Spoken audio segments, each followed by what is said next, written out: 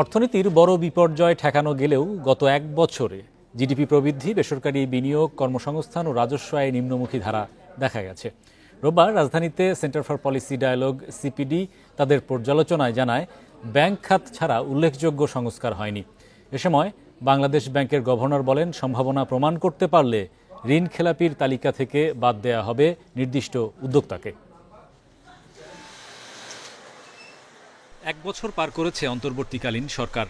এ সময় দেশের রপ্তানি আয়, প্রবাসী আয় ও রিজার্ভের পরিমাণ বেড়েছে।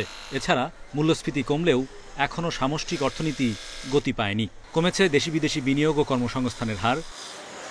বেসরকারি গবেষণা সংস্থা সিপিডির পর্যালোচনায় এসব তথ্য উঠে আসে। অর্থনীতির গুরুত্বপূর্ণ ৩৮টি সংস্কার চাহিদার মূল্যায়নে ৯টিকে সবুজ, ১৮টি হলুদ এবং ১১টিকে লাল চিহ্নিত করেছে সিপিডি।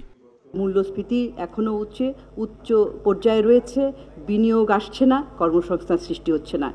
মতবিনিময়ে বিজিএমইএ সভাপতি বলেন, রপ্তানি প্রবৃদ্ধি বজায় থাকলেও নীতির ধারাবাহিকতা না থাকায় নিয়মিত কারখানা বন্ধ হচ্ছে। এ সময় সাবেক বাণিজ্যমন্ত্রী আমির খসরু বলেন, অর্থ পাচার বন্ধ হওয়ায় বেড়েছে প্রবাসী আয়। পলিসি অলওয়েজ আমরা গোল পোস্ট শিফট করি, আর এটার কারণেই লোকাল ইনভেস্টমেন্ট তো হয় না। এফডিআই বলেন, এই যে এফডিআই যে হবে, আপনার যদি যে পলিসির সাপোর্ট থাকবে এবং পলিসিটা যে সাস্টেনেবল হবে, সেটা যদি না থাকে তাহলে এফডিআই কিভাবে হবে? ট্রেড বডিকে আমরা দেব, আপনারা সেলফ রেগুলেট করবেন, ট্রান্সপারেন্টলি করবেন, উইথ ক্যাপাসিটি বিল্ডিং করেন, will give it to you. কারণ গভর্নমেন্টের রোল না কমাইলে, ফিজিক্যাল কন্ট্যাক্ট না কমাইলে করাপশন বন্ধ হবে না বাংলাদেশে। বাংলাদেশ ব্যাংকের গভর্নর বলেন, প্রতি বছর নগদ টাকা ছাপানো এবং ব্যবস্থাপনায় খরচ হচ্ছে ২০,০০০ কোটি টাকা। এই চাপ কমাতে ডিজিটাল লেনদেন বাড়ানোর বিকল্প নেই। তিনি জানান, ব্যাংকার, গ্রাহক, বাংলাদেশ ব্যাংকের ত্রিপক্ষীয় বৈঠকের মাধ্যমে সুযোগ পাবে সম্ভাবনাময় ব্যবসায়ীরা। কোনো ক্ষেত্রে যদি কোনো উদ্যোক্তা তার বিশেষ কারণ দেখিয়ে প্রমাণ করতে পারে যে সে ভায়াবল, সামনের দিকে সে এগিয়ে যেতে পারবে, তাহলে অবশ্যই তার ভায়াবিলিটিকে আমরা বিবেচনায় নিয়ে তাকে এগিয়ে যেতে দেব। সেই জন্য আমরা তাকে এনপিএল থেকে বের করে নিয়ে আসার প্রয়োজনে কিন্তু সময় দেব। আলোচনায় জ্বালানি বিশেষজ্ঞরা বলেন, দেশের বিদ্যুৎ ও জ্বালানি খাতকে টেকসই অবস্থানে নিতেও অন্তর্বর্তী সরকার কোনো রূপরেখা দিতে পারেনি। Hari Saha, independent news, Dhaka. এ বিষয়ে বিস্তারিত আলোচনায় আমাদের সঙ্গে যুক্ত হচ্ছেন সিপিডির নির্বাহী পরিচালক ডক্টর ফাহমিদা খাতুন। জনাব ফাহমিদা, আপনাকে স্বাগত জানাচ্ছি। আমরা দেখেছি আজকে আপনাদের যে মূল প্রবন্ধে, সেটা হচ্ছে রাজনৈতিক স্থিতিশীলতার অভাব, নিরাপত্তার অভাব, এই বিষয়গুলো সামনে এনে আপনারা বলছেন যে জিডিপি প্রবৃদ্ধি, বিনিয়োগ, কর্মসংস্থান এগুলো বাধাগ্রস্ত হচ্ছে। সেই জায়গায় আর্থসামাজিক খাতের আপনাদের যে উদ্বেগের জায়গা, ৩৮টি জায়গার মধ্যে বেশিরভাগ জায়গায় কিন্তু আমরা দেখতে পাচ্ছি হলুদ এবং লাল চিহ্নিত করেছেন। অর্থাৎ উন্নতির যে প্রত্যাশা ছিল আপনাদের, সেই জায়গায় গত এক বছরে কিছুটা হোঁচট খেয়েছেন। মূল কারণ আসলে কি বলে মনে করেন? ধন্যবাদ। আমরা আসলে ৩৮টি জায়গায় দেখিয়েছি যে ৩৮টি জায়গায় মানুষের প্রত্যাশা গত অগাস্টের ১৪ তারিখে যে ডায়ালগ করেছিলাম সেখানে কি ছিল সেগুলো ধরে, এবং সেখানে আর দেখা গেছে যে ৮টি জায়গায় সবুজ, ১৯টি জায়গায় হলুদ এবং ১১টি জায়গায় লাল হয়েছে। তো এখানে বিষয়টা হচ্ছে যে সমস্যা রয়েছে, তার মধ্যেও কিছু কিছু অগ্রগতি হয়েছে, যেটা কিনা আমরা দেখেছি যে বেশ বিশেষ করে আর্থিক খাতে, ব্যাংকিং খাতে অগ্রগতি হয়েছে। আর বাকি যেগুলোতে হয়নি সেখানে কিছু কিছু জায়গায় কাজ শুরু হয়েছে, আর কিছু কিছু এখনো কিন্তু ধরা হয়নি, ইমপ্লিমেন্টেশন হয়নি। বাধা কেন হয়েছে? একটা কারণ তো অবশ্যই, এটা তো অন্তর্বর্তীকালীন সরকার। তো এই অন্তর্বর্তীকালীন সরকারের সবকিছু এক বছরের মধ্যে করে ফেলা সম্ভব না, এটাও, কারণ এটা বাস্তবসম্মত না চাওয়াটা, সেটাও আমরা জানি, বিবেচনা করি। কিন্তু তারপরেও যে সমস্ত জায়গায় আরো একটু উদ্যোগ লক্ষ্য করা যেত হয়তো, বা আর একটু প্রোঅ্যাক্টিভলি কাজ করলে, সেখানে হচ্ছে যে আইন শৃঙ্খলা পরিস্থিতিটা, সেটা তো প্রথম থেকেই দুর্বল এবং এখনো সেখানে কোনো উন্নতি হয়নি। এবং প্রথম দিকে যে সরকারের একটা দুর্বলতা পরিলক্ষিত হয়েছে, আমার মনে হয় যে সেই সুযোগে একটা মব ভায়োলেন্সের যে সংস্কৃতি শুরু হয়েছে সেটা আরো উৎসাহ পেয়েছে, যেহেতু প্রথম থেকেই এটাকে কঠোর হস্তে নিবৃত্ত করা হয়নি। এবং এইরকম যখন সিগন্যাল থাকে তখন কিন্তু ব্যবসাপাতি, দেশি বিনিয়োগ, বিদেশি বিনিয়োগ ইত্যাদি বাধাগ্রস্ত হয়, তারা অনুৎসাহিত হয়। এবং আরেকটি বিষয় হচ্ছে যে যেহেতু গত বছরের জুলাই অগাস্ট মাসে এই অভ্যুত্থানের কারণে অনেক মানে রাজনৈতিকভাবে যে একটা বিশৃঙ্খলা হয়েছিল, তখন অর্থনৈতিক কর্মকাণ্ড ক্ষতিগ্রস্ত হয়েছে স্বাভাবিক কারণেই। তো সেটা পুষিয়ে নেওয়া একটা কষ্টকর কাজ। তারপর যেটা বললাম যে সারা বছর জুড়ে যে বিভিন্ন ধরনের অনিশ্চয়তা কাজ করেছে, আইন শৃঙ্খলার পাশাপাশি একটা অনিশ্চয়তা থাকে, কারণ অন্তর্বর্তীকালীন সরকার তো একটা ক্ষণস্থায়ী সরকার, এটা তো আর আর লম্বা সময়ের জন্য থাকে না। সেজন্য বিনিয়োগকারীরা চিন্তা করে যে তারা পরবর্তী সরকার, নির্বাচিত সরকার আসলে তাদের অর্থনৈতিক সিদ্ধান্তগুলি নিবে, কারণ বিনিয়োগের সিদ্ধান্ত বড় বড় সিদ্ধান্ত, সেটা একটা বিষয়।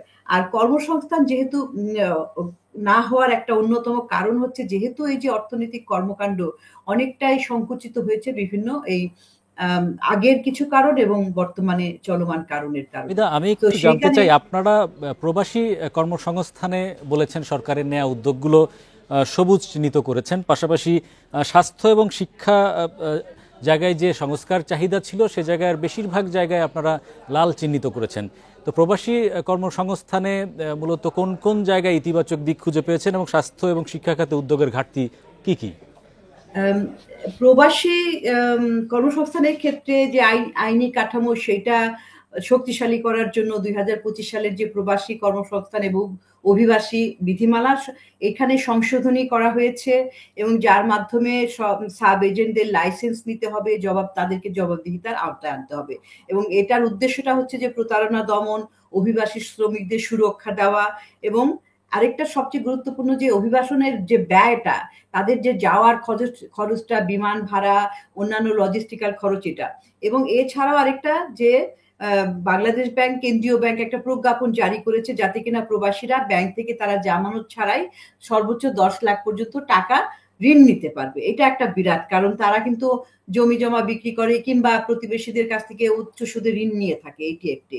আর হচ্ছে যে ওয়েজ আর্নার্স ওয়েলফেয়ার বোর্ড, যেটা এইটার একটা আইন আছে, সেটা সংশোধনের কাজ চলছে এবং যার ফলে কিনা অভিবাসীদের নিজেদের শ্রমিকদের সুরক্ষা, তাদের পরিবারের সুরক্ষা দেওয়ার জন্য জোরদার করা হবে। আর তাছাড়া আরো কিছু কিছু, যেমন তেমন বড় না হলেও যেমন লাউঞ্জ সুবিধা প্রবাসীদের জন্য, এগুলো করা হয়েছে। তো এখানে একটা উল্লেখযোগ্য অগ্রগতি দেখা গেছে বলেই আমরা মনে করি যে ভালো উদ্যোগ।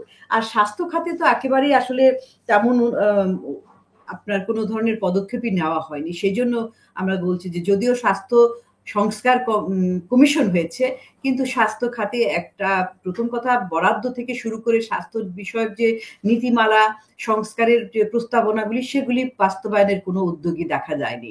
এবং কোনোভাবেই যে আমাদের দেশে যে আউট অফ পকেট এক্সপেন্ডিচার জনগণ খরচ করে, 100 টাকা খরচ হলে 70 টাকা 75 টাকা সাধারণ জনগণের পকেট থেকে যায়। সেই জন্য আমরা দেখিনি যে স্বাস্থ্য খাতে কোনো তেমন উল্লেখযোগ্য কোনো কাজ হয়েছে, এবং যেটা কিনা তরুণ জনশক্তি গড়ে তুলতে শিক্ষায় যে গুরুত্ব দেওয়া দরকার ছিল, সেই জায়গায় কোন কোন জায়গায় আমরা সুযোগ হারালাম বলে মনে হয়? হ্যাঁ, শিক্ষার ক্ষেত্রেও আমরা দেখেছি যে শিক্ষা এক তো বরাদ্দ দুটো ক্ষেত্রে, শিক্ষা স্বাস্থ্য, এখানে কিন্তু জিডিপির আকারে, জিডিপির তুলনায় এখানে বরাদ্দ কম থাকে, বাজেটে বরাদ্দ। আরেকটা হচ্ছে যে গুণগত মান, শিক্ষার খাতে একটা বরাদ্দের বিষয়, আরেকটা হচ্ছে যে এই যে আপনার শিক্ষিত জনগোষ্ঠী বের হয়ে আসে, তাদের তো শিক্ষিত বেকারের সংখ্যা কিন্তু বেড়েই চলেছে। এবং দেখা যায় যে যুবকরা যে কর্মসংস্থানের অভাবে থাকে, কর্মহীনতার মধ্যে থাকে, তাদের মধ্যে যত বেশি আপনি উচ্চশিক্ষিত, বেকারত্বের হার তত বেশি। অর্থাৎ কিনা এই যে শিক্ষা নিয়ে বের হয়, তার সাথে বাজারের চাহিদার কোনো সংযোগ থাকে না। তো সেজন্য একদিকে শিক্ষার, স্কুল কলেজ বিশ্ববিদ্যালয়ের শিক্ষার গুণগত মান বৃদ্ধির জন্য অর্থ বরাদ্দ, শিক্ষকদের প্রশিক্ষণ, অন্যান্য সুযোগ সুবিধা একদিকে, আরেকদিকে হচ্ছে যে সবাই যে বিশ্ববিদ্যালয়ের সার্টিফিকেট নেবে তা না, তাদেরকে দক্ষ জনশক্তি হিসেবে গড়ে তোলার জন্য যে সমস্ত ভোকেশনাল ট্রেনিং সেন্টার আছে, সেখানে তাদেরকে যাতে দক্ষ করে বিদেশে যখন কাজ করতে যায়, তারা একটা দক্ষ কর্ম কিংবা শ্রম শক্তি হিসাবে যাতে যেতে পারে, সেই জন্য ব্যবস্থা নিতে হবে। সেখানেও কিন্তু আমরা খুব একটা অগ্রগতি দেখছি না। ধন্যবাদ ডক্টর ফাহমিদা খাতুন আমাদের সঙ্গে যুক্ত হওয়ার জন্য। করদাতার প্রকৃত আয় ব্যয় সম্পদ ও দায় প্রদর্শন না করে শূন্য রিটার্ন জমা দিলে তা আইনত দণ্ডনীয় অপরাধ। এজন্য 5 বছর পর্যন্ত জেলের বিধান রয়েছে বলে জানিয়েছে জাতীয় রাজস্ব বোর্ড এনবিআর। রোববার এনবিআর-এর সংবাদ বিজ্ঞপ্তিতে আরও বলা হয়, সামাজিক যোগাযোগ মাধ্যমে শূন্য রিটার্ন দাখিল নিয়ে নানা বিভ্রান্তি তৈরি হলে এনবিআর এ হুঁশিয়ারি দেয়। সদ্য বিদায়ী 2024-25 অর্থবছরে 17 লাখের বেশি ব্যক্তিশ্রেণীর করদাতা অনলাইনে আয়কর বিবরণী বা রিটার্ন দাখিল করেছেন। তাদের মধ্যে 70% করদাতা কোনো কর দেননি। আর অনলাইনে আয়কর রিটার্ন দাখিলের উদ্দেশ্যে 21,65,321 জন করদাতা রেজিস্ট্রেশন করেছেন। এদিকে সামাজিক যোগাযোগ মাধ্যমে শূন্য রিটার্ন দাখিল নিয়ে বিভ্রান্ত ছড়ায় একটি মহল, যা এনবিআর-এর নজরে আসলে তারা জানায় করদাতার জমা দেয়া আয়কর রিটার্নে তার আয়, ব্যয়, সম্পদ ও দায় সম্পর্কিত সঠিক তথ্য প্রদর্শন না করে মিথ্যা বা অসত্য তথ্য দিলে আয়কর আইনে 5 বছর পর্যন্ত কারাদণ্ডের বিধান রয়েছে। এটা তো ধরেন আয় জিরো হতে পারে, মানে আয়ের যদি তার যদি আয় না থাকে আয়টা জিরো হতে পারে টেকনিক্যালি, কিন্তু সম্পত্তি তো জিরো হওয়ার কথা নয়। তো তাহলে আপনি সব শূন্য করে দিবেন, এই জিনিসটা তো আসলে গ্রহণযোগ্য নয়। বিশ্লেষকরা বলছেন, আয়কর আইন অনুসারে জিরো রিটার্ন নামে কোনো রিটার্ন দাখিলের বিধান নেই। অসাধু আমি বলবো যে কিছু মানুষ আছেন যারা এই সুযোগকে কাজে লাগাতে চান, 0-0 দেখিয়ে কিন্তু সব রিটার্নটা প্রসেস করে দিচ্ছেন, মানে এই সহজীকরণের নামে। কিন্তু এক্ষেত্রে আমাদের যারা করদাতা আছেন তারা ভুলে যাচ্ছেন এই রিটার্নটা কিন্তু করদাতার, মানে যিনি রিটার্নটা ফাইল করছেন ওনার। এবং আয়কর আইনে আপনি যে ধারাগুলো আছে এই ধারাগুলো কিন্তু নতুন নয়। বর্তমানে 1,12,00,000 কর শনাক্তকরণ নম্বর বা টিআইএন রয়েছে। তৌহিদ রানা, ইন্ডিপেন্ডেন্ট নিউজ, ঢাকা। সাশ্রয়ী দামে সারা দেশে টিসিবির পণ্য বিক্রি শুরু হয়েছে। 3 মাস বিরতি দিয়ে রোববার থেকে টিসিবি মাসব্যাপী এই কার্যক্রম শুরু করেছে। ভ্রাম্যমাণ ট্রাক থেকে এসব পণ্য কিনতে পারছেন ভোক্তারা।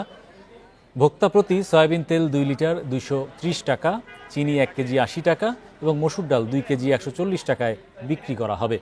তেলের দাম লিটারে 20 টাকা কমানো হয়েছে এবার। প্রতি ট্রাক থেকে 500 জন সাধারণ মানুষের কাছে এসব পণ্য বিক্রি করা হবে প্রতিদিন। আগামী 30 কার্যদিবস ধরে চলবে এই কার্যক্রম। ঢাকা মহানগরীতে প্রতিদিন 60টি ট্রাকের মাধ্যমে দেয়া হবে এসব পণ্য। ভোক্তাদের দাবি, বিরতি না দিয়ে সারা বছরই যেন কম দামে পণ্য বিক্রির উদ্যোগ নেয় সরকার। এদিকে দাম বাড়ায় পণ্য তালিকায় তেল, চিনির পাশাপাশি পেঁয়াজ যুক্ত করার দাবি ভোক্তাদের। না বাজারে বেশি কম আছে দেখে তো কষ্ট করে উঠাই। পেঁয়াজের দাম যদি 80 টাকা হয় আমরা কিভাবে চলবো?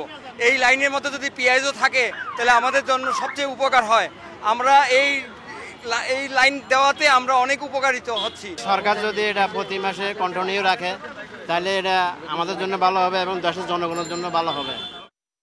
অতিবৃষ্টিতে যশোরের 6,000-এর বেশি মাছের ঘের ক্ষতিগ্রস্ত হয়েছে। এতে ব্যাপক লোকসানের মুখে পড়েছেন চাষিরা।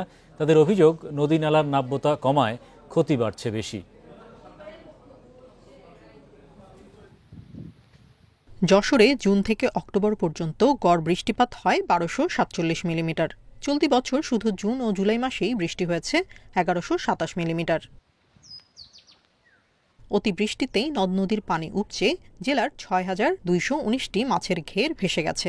এতে ব্যাপক ক্ষতির মুখে পড়েছেন চাষিরা। কিছু আটকায় রাখতে পারছি না, নেট দিয়ে আটকায় রাখতেছি, সব বেরিয়ে যাচ্ছে। চারিপাশ দিয়ে নেট দিয়ে প্রচুর পরিমাণ অর্থ ব্যয়। আমাদের যে টাকা ইনভেস্ট করি সে টাকাও আমাদের ঠিকঠাকভাবে ওঠে না। আমরা আশা করতে পারিনি কোনো কিছু হবে এর থেকে। এই একই অবস্থা, গ্রাম অঞ্চল সব তলিয়ে গেছে। চাষিদের অভিযোগ, নদীনালা ও খালের নাব্যতা কমে যাওয়ায় প্লাবনের ঝুঁকি বেড়েছে, যাতে ক্ষতিগ্রস্ত হতে হচ্ছে তাদের।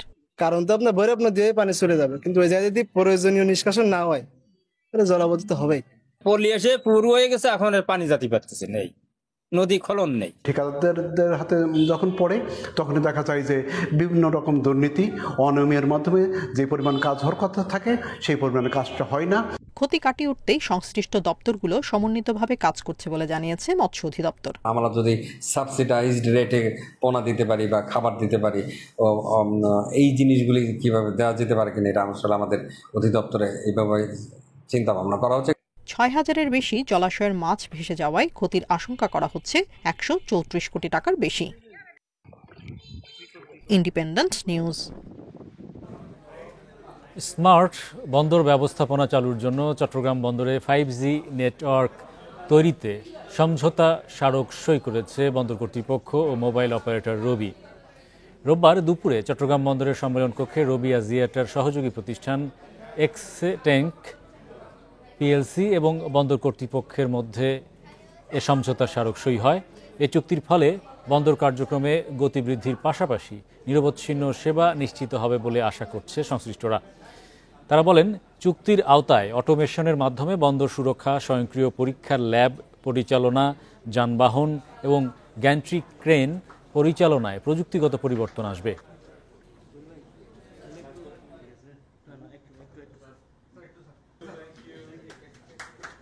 শতকরা 90% বেশি ট্রেড তো চট্টগ্রাম বন্দরের ভিতর দিয়েই হয় এবং এটাই কন্টিনিউ করবে। চট্টগ্রাম বন্দরের সাথে আরো কয়েকটা বন্দর যোগ হবে, বাট এই এলাকাটাকেই কিন্তু কেন্দ্র করে আমাদের ওভারঅল যে অ্যাম্বিশন, যে গ্লোবাল ম্যানুফ্যাকচারিং হাব আমরা হতে চাই, সেটা হওয়ার জন্য এই নেটওয়ার্কটা সাকসেসফুল হওয়া ইজ আ মাস্ট। এটা যদি না হয় তাহলে আমাদের বাকি সব প্ল্যানের আসলে কোনো ভ্যালু থাকবে না।